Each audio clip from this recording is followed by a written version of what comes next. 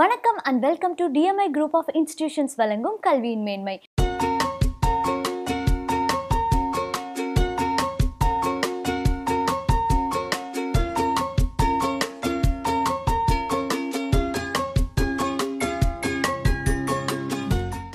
நம்ம ஷோல நம்ம எஜுகேஷனை பற்றி நிறைய விஷயங்கள் பேசிகிட்டு இருக்கோம். ஸோ இதில் ரொம்ப இம்பார்ட்டண்ட்டானது லேர்னிங் ப்ராசஸில் ஆக்டிவிட்டீஸ் எந்த அளவுக்கு இம்பார்ட்டண்ட் அப்படின்றது நம்ம கூட ஷேர் பண்ணிக்கிறதுக்காக இன்னைக்கு நம்ம கூட ஜாயின் பண்ணியிருக்காரு மிஸ்டர் ஆர் செல்வராஜ் குமார் அவர்கள், principal Saint Joseph residential school. வணக்கம் sir. So welcome to the show sir. And இன்னைக்கு லேர்னிங் ப்ராசஸ் ஆக்டிவிட்டீஸ் பற்றி நம்ம பேச போகிறோம். ஸோ எஜுகேஷனில் லேர்னிங் ஆக்டிவிட்டி அப்படின்றது எந்த அளவுக்கு இம்பார்ட்டண்ட்? கல்வின்னு டிஃபைன் பண்ணும்போது அது ஒரு ஆர்ட்டுன்னு டிஃபைன் பண்ண முடியாது, ஒரு சயின்ஸுன்னு டிஃபைன் பண்ண முடியாது. ஏன்னா ஆர்ட்டுங்கிறது we can confine to particular limit. சயின்ஸ்னு வரும்போது அதுக்கு சட்ட ரூல்ஸ் அண்ட் ரெகுலேஷன்ஸ் இருக்குது. So education neither art nor science, ரெண்டு கலந்து நம்ம கொடுக்குறது தான் கல்விங்கிறது. இப்போ கல்வியில் ஒரு 3 லெவல் இருக்குது. ஒரு தேடுதல் நோக்கி போகிறது ஆரம்ப கல்வி. எனக்கு கொஸ்டின் இருக்குது, அதுக்கு பதில் தெரியலை அப்படிங்கிறது அது ஒரு தேடுதல். அந்த தேடுதலுக்கு போகிறது கல்வி நிலையம், படிக்கிறது கல்வி. ரெண்டாவது ஆராய்ச்சி. அதாவது எனக்கு கேள்வியும் தெரியும், எனக்கு பதிலும் தெரியும், ஆனால் இந்த பதில் எப்படி வந்ததுன்னு கண்டுபிடிக்கிறது ஒரு ஆராய்ச்சி பூர்வமானது. இது இரண்டாம் நிலையான கல்வியோட இரண்டாவது நிலை. மூன்றாவது நிலை என்னன்னா அனுபவ நிலை, அதாவது எக்ஸ்பீரியன்சிங் த அவுட்கம்.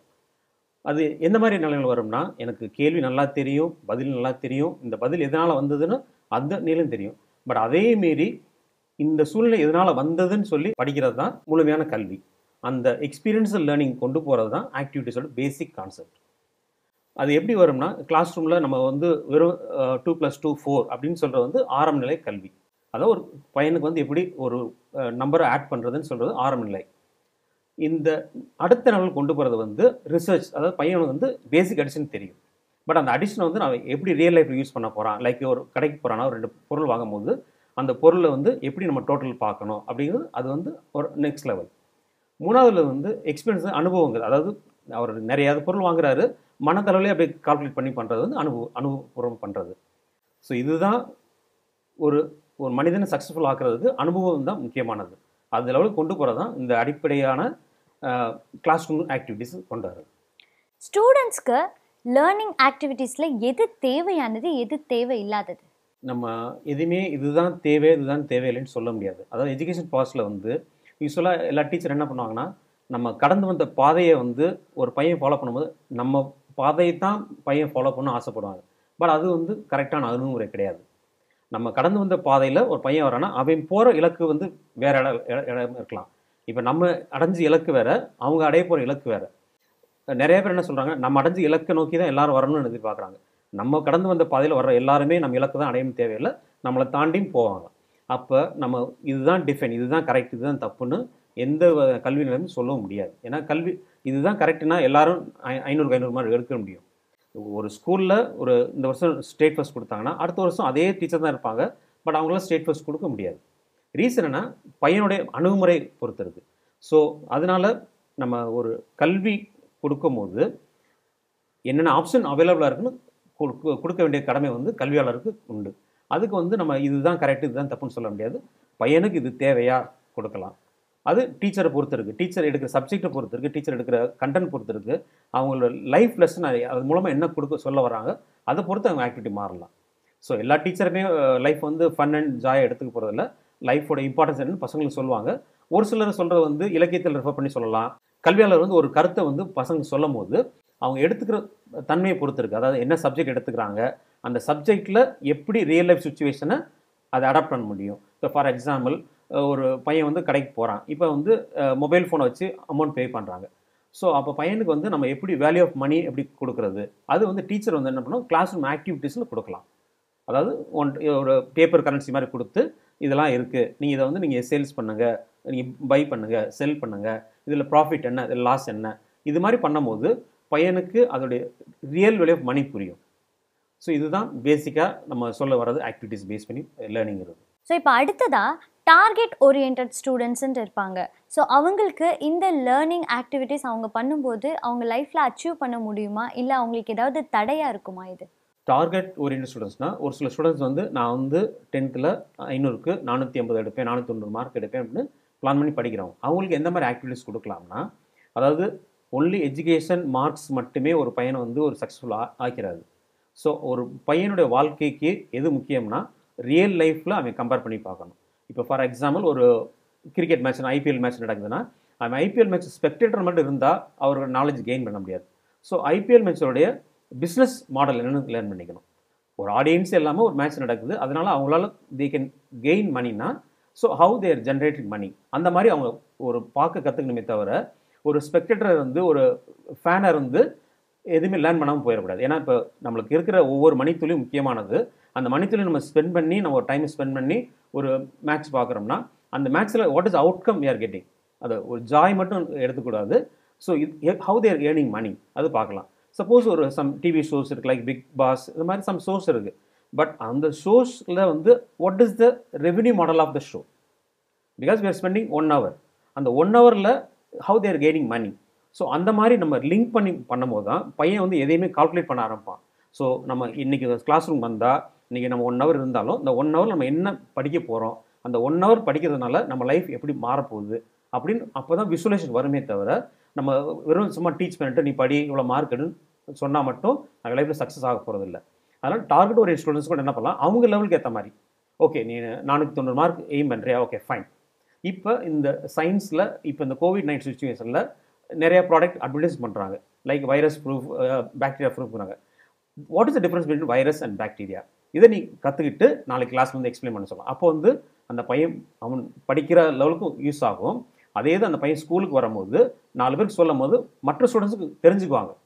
ஏன்னா பாக்டீரியாவுக்கு some kind of mechanism to spread, virus some kind of mechanism to spread.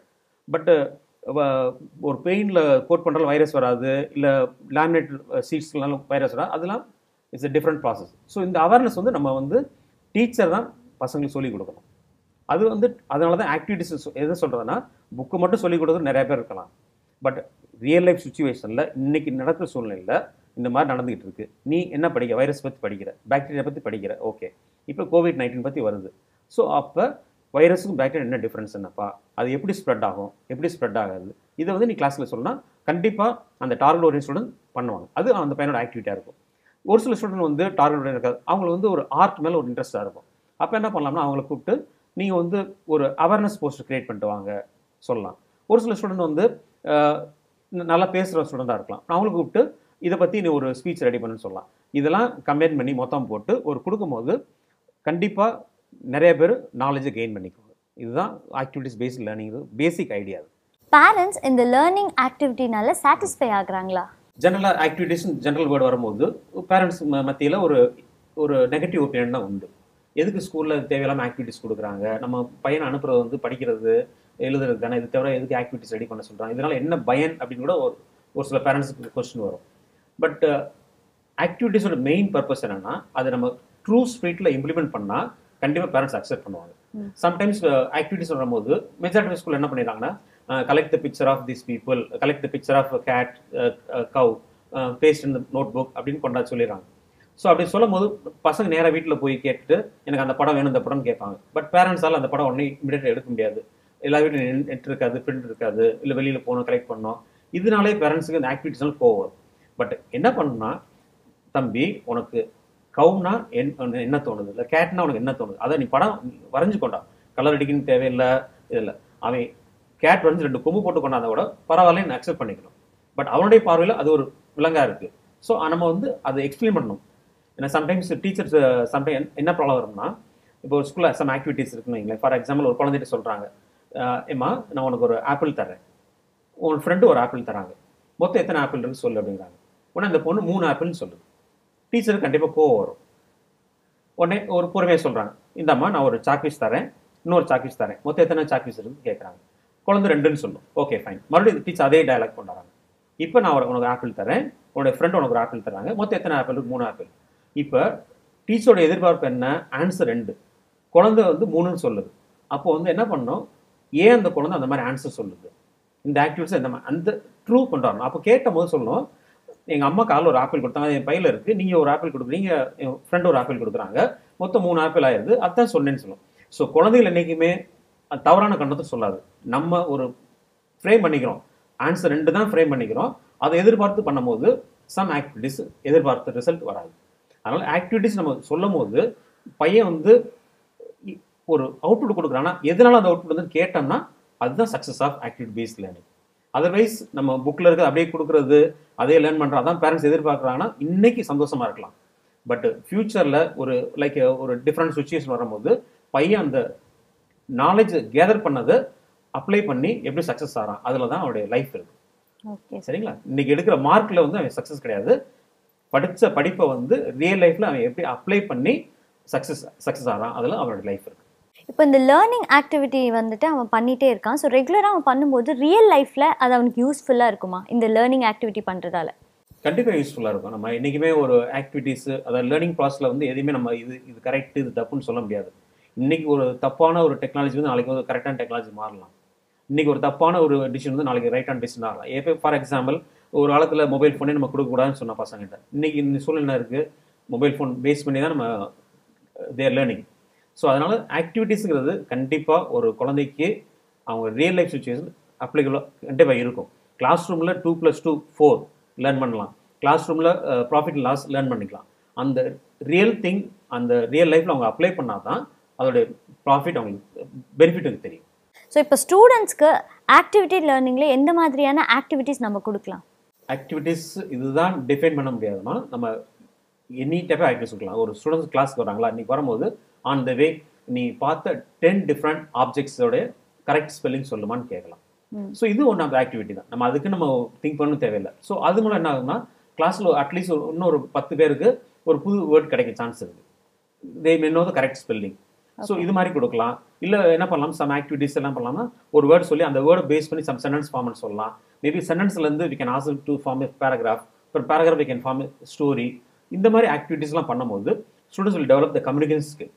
Second one, ஒருத்தர் அண்டர்ஸ்டாண்ட் பண்ணிக்குவாங்க. ஏன்னா because life is understanding each other. ஒரு ஃபேமிலியில் ப்ராப்பர் அண்டர்ஸ்டாண்டிங் இல்லைனால ஹவு வி ஆர் ஃபேஸிங் டிஃபிகல்ட்டின்னு அது எல்லா பேரண்ட்ஸ் தெரியும். அதனால் ஒரு குழந்தை வந்து ஒரு சொசைட்டி அண்டர்ஸ்டாண்ட் பண்ணுறதுக்கு இந்த மாதிரி ஆக்டிவிட்டிஸ் ஹெல்ப்ஃபுல்லாக இருக்கும். அடுத்த ஸ்டூடெண்ட் பற்றி முழுசாக புரிஞ்சுக்கிறது, அவனுடைய ப்ளஸ் என்ன மைனஸை அண்டர்ஸ்டாண்ட் பண்ணிக்கிறது. சப்போஸ் அவனோட மைனஸ் இந்த குழந்தை எதை பார்க்குதோ அந்த மைனஸை இவங்ககிட்ட வராமல் மாற்றிக்கிறதுக்கு குழந்தையோட பண்ண முடியும். இது வந்து ஆக்டிவிட்டிஸ் மூலம் தான் பண்ண முடியுமே தவிர நம்ம எவ்வளோ தான் சொல்கிறத வந்து அவ்வளோ எஃபெக்ட் ரீச் ஆகாது. அதனால தான் முதல் சொன்னது அவங்களுக்கு எஜுகேஷனுக்கு 3 லெவல். ஒன்று வந்து நம்ம தேடுதல், எனக்கு ஒரு கொஸ்டின் இருக்குது அதுக்கு ஆன்சர் வேணும் அப்படிங்கிறது அது ஒரு தேடல். ரெண்டாவது வந்து எனக்கு கொஸ்டின் தெரியுது எனக்கு ஆன்சரும் தெரியுது, பட் அது அந்த ஆன்சர் எப்படி வந்துச்சுன்னு ரிசர்ச் பண்ணும்போது அதை ஆராய்ச்சி பண்ணுற மாதிரி, ஆராய்ச்சிங்கிறது பெரிய லெவல் லேபரேட்டரி கிடையாது, ஏன் அப்படி வந்துச்சுன்னு மாறி மாறி கேட்கும் போது we are going to next level.